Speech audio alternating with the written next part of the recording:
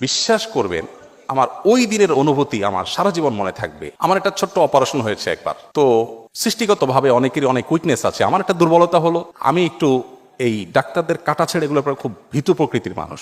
তো আমার ওই ছোট্ট অপারেশনটার জন্য আমার যিনি চিকিৎসক ছিলেন, আমি ওনাকে বললাম যে ভাই, মেহেরবানি করে কোনো আপনার যারা স্যার ছিলেন, এই ডিপার্টমেন্টের হেড ছিলেন, এককালে চেয়ারম্যান ছিলেন, এরকম কেউ থাকলে একটু রাখা যায় না? তো বলে ঠিক আছে ভাই, সে ব্যবস্থা করবো। আবার ওই যে আমার যে বন্ধু ছিলেন ঢাকা মেডিকেল কলেজে, তিনিও ছিলেন।